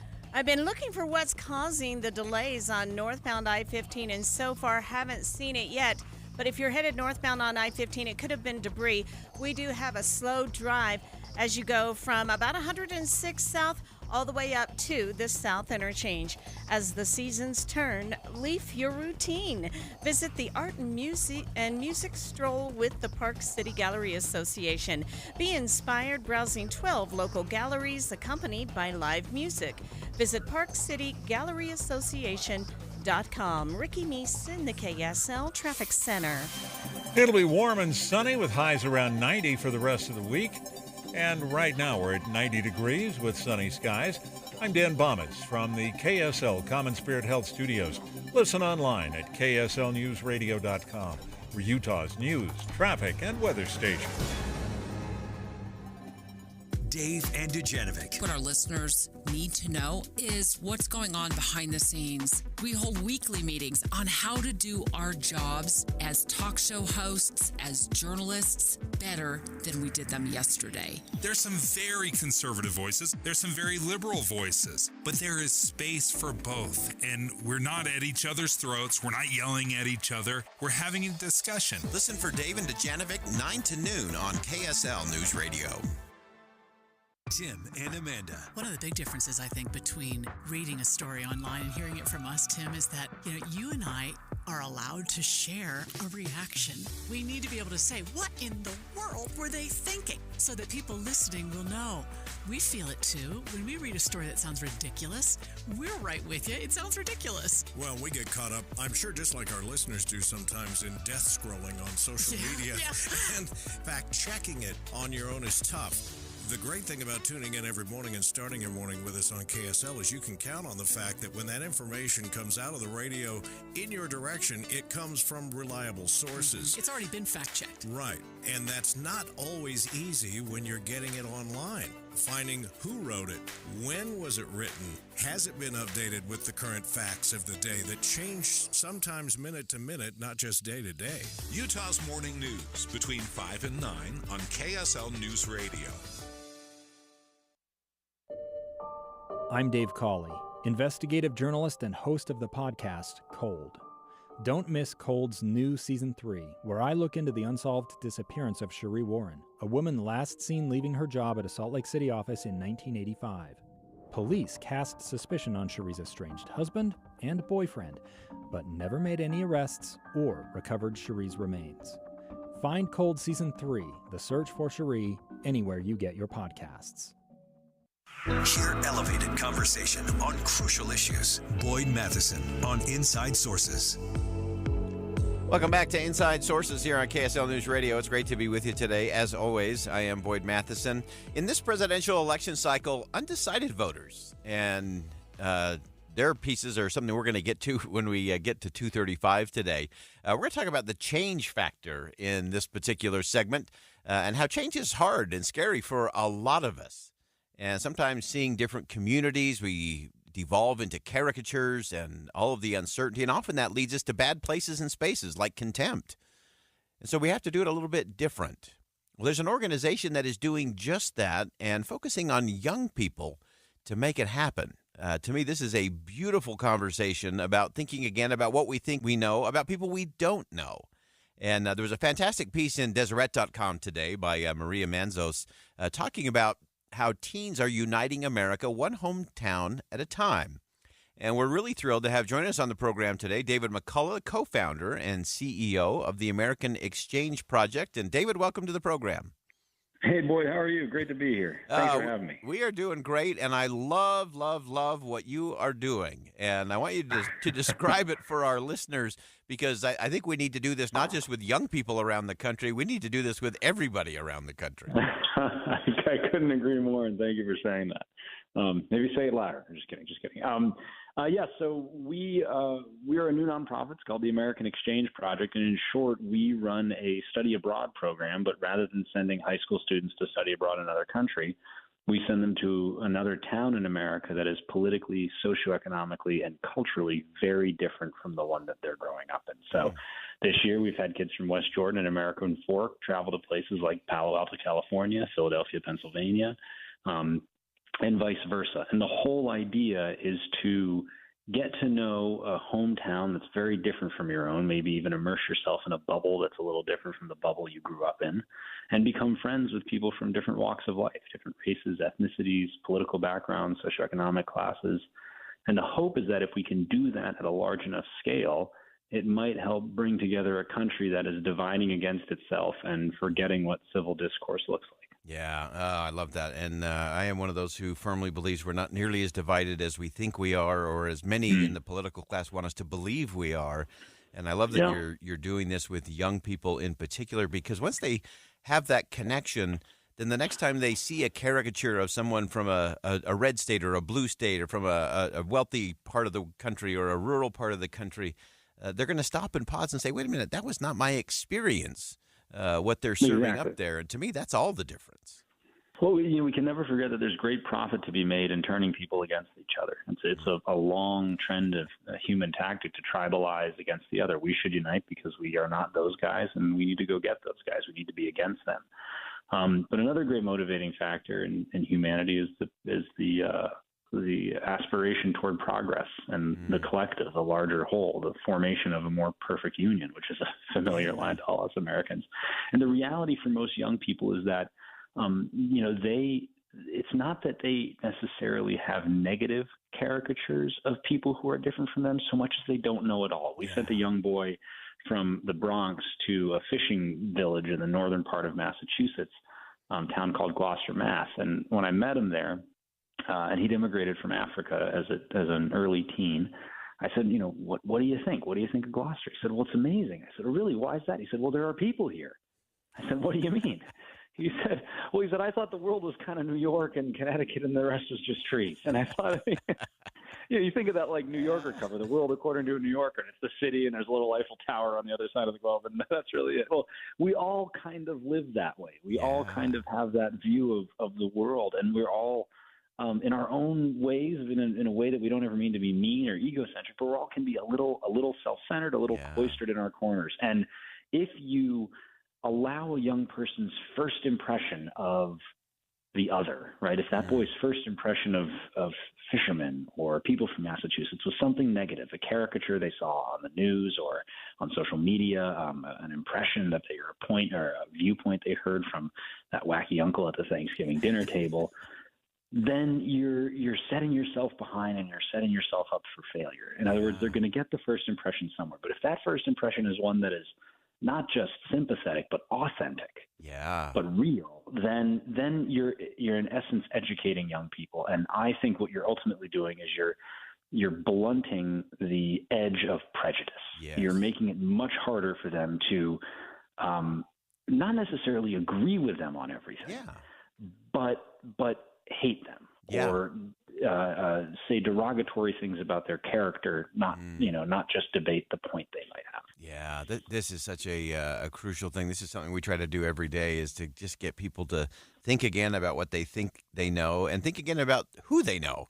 I love the way you go about this. And I have to tell you, I had an interesting moment this morning. I was writing a column this morning and included an experience that I had with your grandfather, historian David McCullough. And I was a chief of staff in the Senate, and we had a conversation in the Library of Congress, and just talked about how history is not about dates and locations and events, but an unending and inexhaustible river of principles and ideas to explore. And you've done that in an amazing way. This is a family legacy that I love. And part of your origin story, David, was your own experience getting out of your own bubble and recognizing that this great American dream that you were part of wasn't necessarily getting to some of your peers. Yeah, that's exactly right. My grandfather was motivated by a lot of things, but one of them was to evoke the American identity and the American story through forgotten people from the past. And growing up, I had the same interest and still do, but more for folks for the living, people who are around today. And so in the summer after my junior year of college, I borrowed my mom's Mazda CX-9, our family's kid hauler, and hit the road. I drove 7,100 miles across the country, and my aim was to research the effects of poverty on education in some of our nation's poorest communities. But rather than talking to professors or experts or big think kind of folks, I wanted to talk to folks in the middle of it, which was a tried and true tradition in American intellectual thought, going out, hitting the road, and talking to the folk. And in doing that in the summer of 2016, while the Trump and Clinton campaigns were also making their way around the country, I had what was not just the most profound educational experience of my life, but a deeply transformational experience that's absolutely set me on the course to where I am now. And I made some good friends, which was part of the fun too. I love that. That is such a powerful thing. The project is called the American Exchange Project. It's giving teenagers across the country the opportunity to go somewhere that isn't like what they're used to, get them out of the bubble, learn to understand and live with and be around people who look different, think different, believe different, worship different. And that is the beginning of better days for our nation. Again, David McCullough is the co-founder and CEO of the American Exchange Project. You need to check that out. This is the kind of exchange, more than we need foreign exchange students, we need American exchange students. David, thank you so much for joining us. We look forward to having you back because I want to continue this conversation. There's a lot left to go and a lot of lives to impact along the way. Thanks for joining us today. Deal. Thanks for having me. It's a really important note as we get ready to go to break. The House has just passed the stopgap bill to avert a government shutdown. That has now been cleared through the House. It'll go across the building over to the Senate, who's expected to move it through very quickly tomorrow or Thursday, and then it will go on to President Biden's desk to fund the government before we get to September 30th. More on that coming up. Stick around. Inside Sources, more coming up next.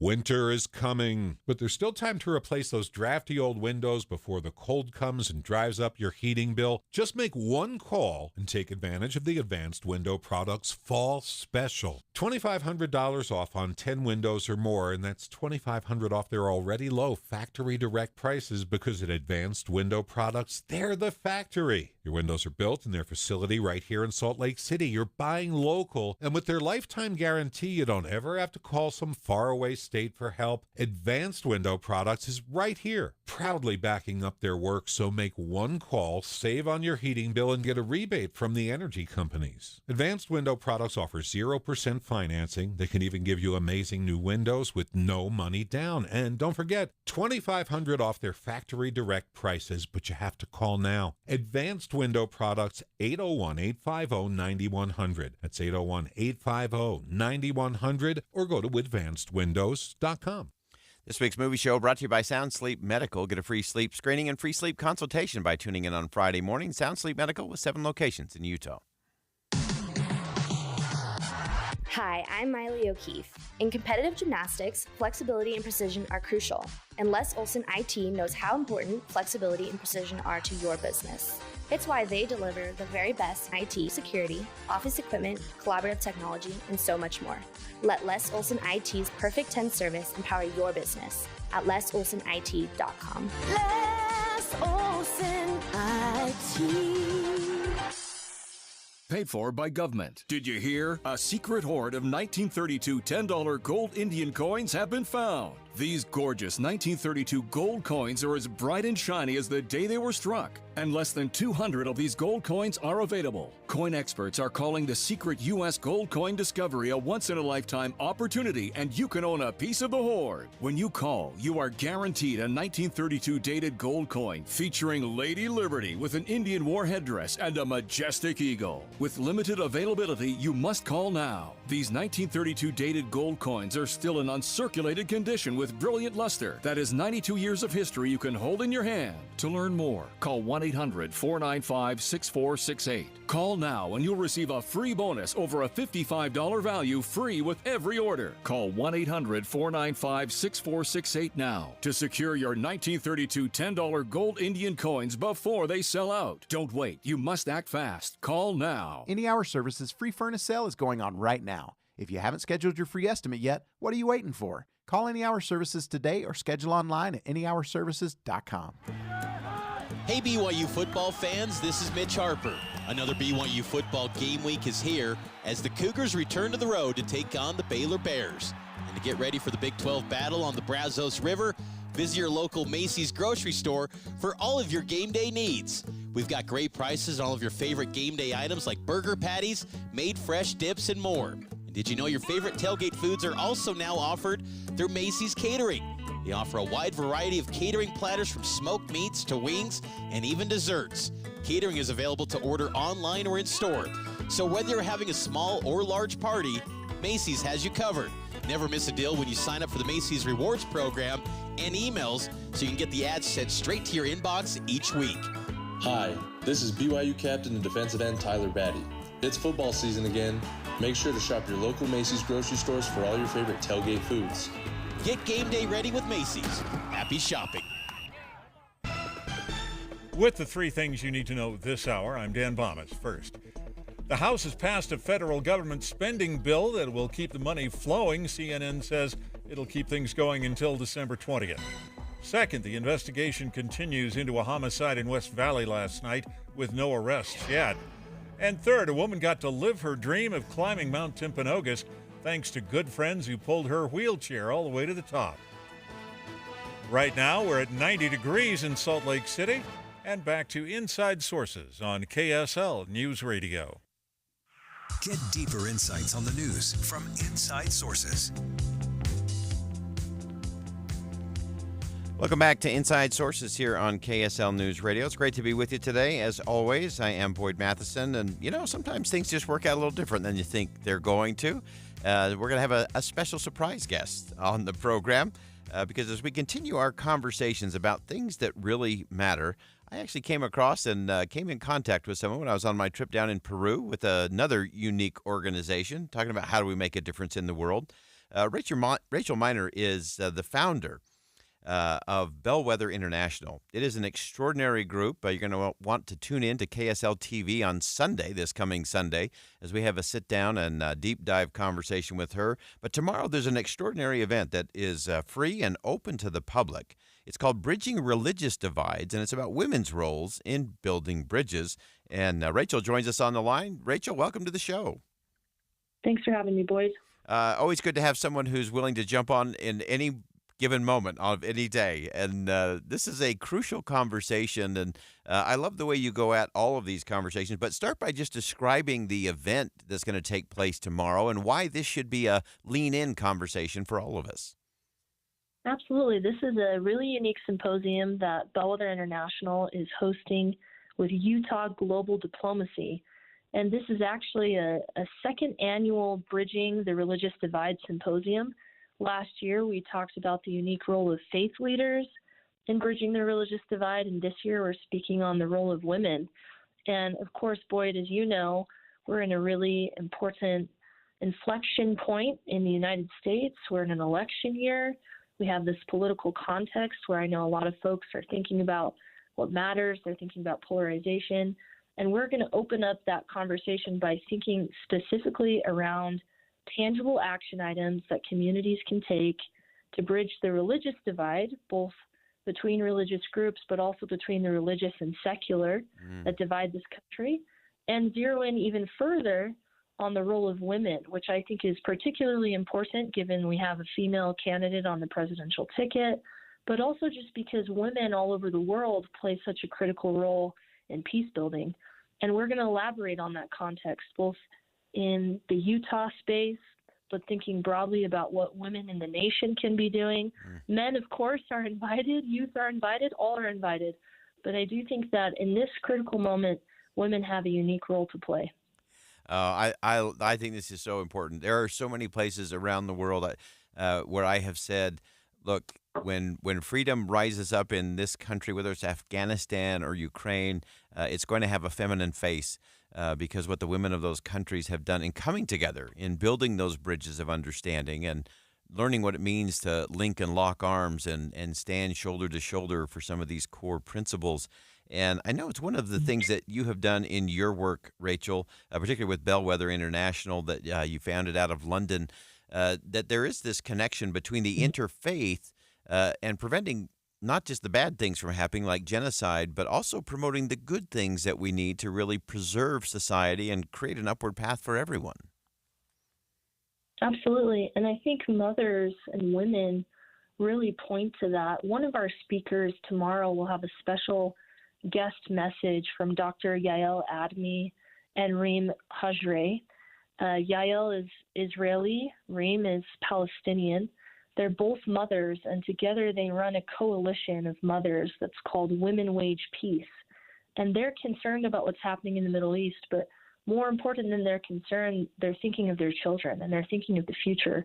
And these mothers have come together across political lines, across religious lines, across geographical borders, and said, no, we will not allow the world to divide us and make us choose a side, Israel or Palestine, but instead we'll let our shared humanity as mothers dictate a path forward in this region. And I wrote some thoughts about this and shared it with Deseret News, but I do think that mothers, we all have a mother, and we're all connected to women in some way. Mothers have a particular gift in thinking about the future through the lens of caring for their children, caring for what brings us together as humanity, protecting those core elements of what makes us human, including human dignity and human rights. So we have an incredible lineup of speakers. We'll also have women from U.S. Department of State. We'll have Dr. Valerie Hudson delivering a keynote and some Utah locals, Susan Madsen, as well as representatives from the U.S. Institute of Peace, the Baha'is of the United States, the Muslim community. It's going to be a truly extraordinary event where we really provide some tangible action items in ways that women and men and children can become active bridge builders in their communities wherever we are in the world. I love that. And I love the example of those women coming together, an Israeli mother, a Palestinian mother, and saying, look, we can do this different, and doing it through that lens, because the lens of a mother is always the lens of the future. And it's about how do you make that a reality. And so if you're just joining us, it's an extraordinary event tomorrow. It runs from 9 a.m. to 3 p.m. It's at the Utah Cultural Celebration Center. There, 1355 West, 3100 South in West Valley City. And again, it's free. It's open to the public. Lunch is included. And this is an extraordinary lean-in conversation kind of moment. And just to hear those two mothers, an Israeli mother and a Palestinian mother, talk about their conversation about building bridges and a path to peace and a better future for everyone, I think will be extraordinary. Really quickly, Rachel, just in our last minute here, give us one thing that we ought to think different or that we ought to do today in terms of building those bridges. Well, it starts with what we call the proximity principle. I can't take credit for this principle. Just Mercy, the book and film about Harvard graduate and lawyer Brian Stevenson, he talks about the proximity principle, which is this idea that if you're not in close proximity to people who think, believe, vote, or worship differently than you, then it's really easy to isolate in our cultures and societies and come to fear those groups, those other groups. And of course, fear leads to more serious othering, including disinformation online or hate speech. So I think one thing every person could do today is think about the proximity principle. If all of your friends look and sound like you and go to the same church with you on Sunday, there's an opportunity here to reach out to someone who looks very differently than you, who has a different income, who drives a different kind of car. Reach out to them, form a relationship of trust and friendship, and use the proximity principle to build a bridge in your own life, in your own sphere of influence. And that really does make a difference, Boyd, at a local level, national level. I absolutely love that. And it's like you've been listening to the program all day today. You got to get out and be with someone who looks different, lives different, believes different, worships different than you do, so we can change the conversation. Again, it's called Bridging Religious Divides, Women's Role in Building Bridges. It is tomorrow, September 26th, 9 a.m. to 3 p.m. at the Utah Cultural Celebration Center. And Rachel Miner, of course, founder of Bellwether International. We're going to feature her a little later on TV coming up on Sunday. Rachel, thanks so much for joining us today. Thanks, Boyd. All right, that wraps it up for us on Inside Sources today here on KSL News Radio. I'm Boyd Matheson. Thanks for joining us.